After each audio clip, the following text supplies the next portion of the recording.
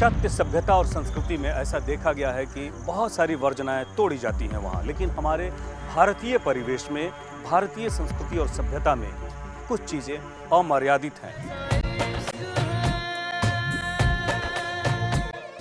जुर्म के जाल में पिछले एपिसोड में हमने आपको दिखाया था कि किस तरह से एक उम्रदराज शख्स पड़ जाता है इश्क के चपेट में और अपने इश्क को पाने की हर जुगत भिड़ाता है, लेकिन वही इश्क बन जाता है उसके जान की दुश्मन।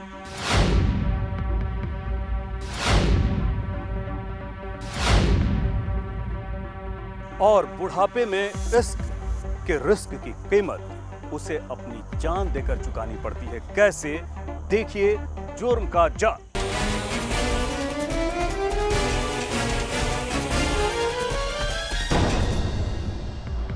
अब तक आपने देखा श्याम नंदन प्रसाद एक बुजुर्ग व्यक्ति थे। एक दिन उनकी मुलाकात टूर एंड ट्रैवल कंपनी में काम करने वाली जूली से होती है। जूली से श्याम नंदन की दोस्ती बढ़ती है और मन ही मन श्याम नंदन जूली को चाहने लगते हैं। और एक दिन जब श्याम नंदन जूली से मिलने जाते हैं तो जूली अपने दोस्त राहुल के साथ मिलकर उनका कत्ल कर देती है।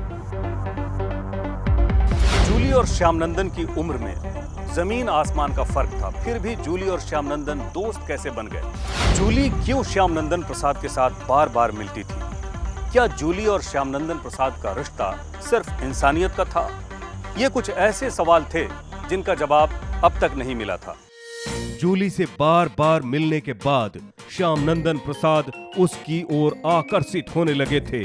जूली भी इस बात को भांप गई थी, लेकिन जूली ये जानती थी कि श्याम नंदन एक अमीर आदमी है, लिहाजा उसने भी श्याम नंदन को अपने करीब आने से नहीं रोका।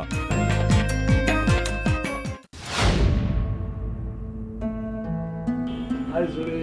हाय, हेलो सर, बैठिए। श्याम नंदन सर, ये रहा आपका टिकट।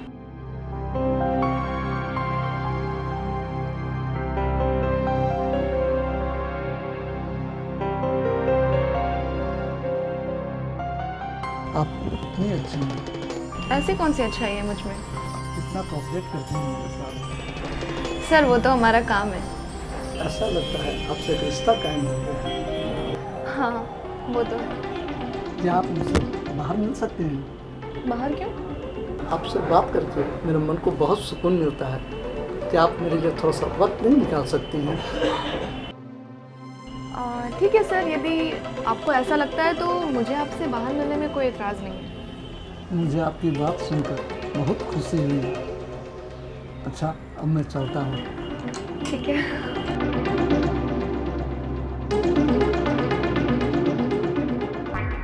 जूली और श्याम नंदन प्रसाद आपस में मिलने लगे। दरअसल सिर्फ श्याम नंदन प्रसाद का ही स्वार्थ नहीं था जूली से मिलने में, स्वार्थ जूली का भी था। असल में जूली की नजर श्याम नंदन प्रसाद के पैसों पर थी। श्याम नंदन प्रसाद जूली से मिलने का कोई ना कोई बहाना ढूंढ ही लेते थे। वो जब भी उसे बुलाते थे तो जूली उनसे मिलने चली आती थी। और एक दिन जब श्याम नंदन ने जूली को मिलने के लिए बुलाया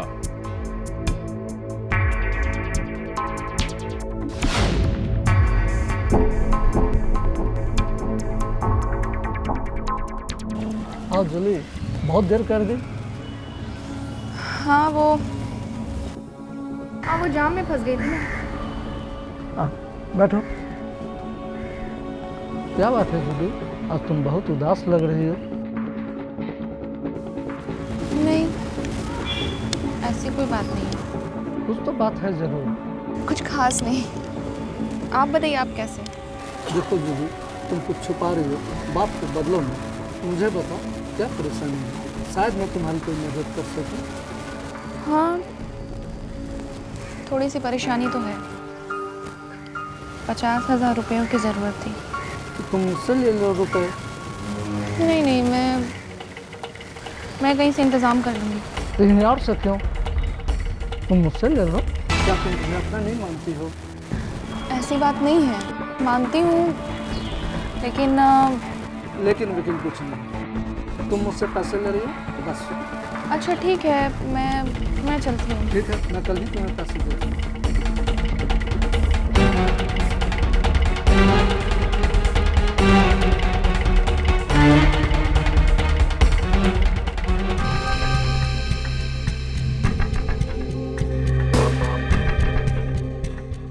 श्याम नंदन प्रसाद ने अपने वायदे के मुताबिक जूली को 50,000 रुपए दे दिए।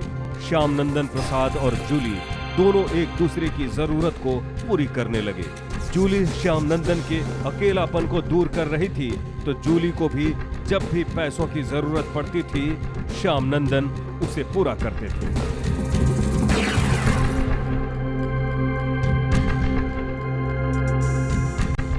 श्याम नंदन प्रसाद और जूली के बीच सब कुछ ठीक ठाक चल रहा था, तो आखिर ऐसा क्या हुआ जिससे मजबूर होकर जूली को श्याम नंदन प्रसाद का कत्ल करना पड़ा? कौन था वो जूली का बॉयफ्रेंड जिसके साथ वो रह रही थी लिव इन रिलेशनशिप के तहत? हम बताएंगे जूली के दोहरे चरित्र के बारे में।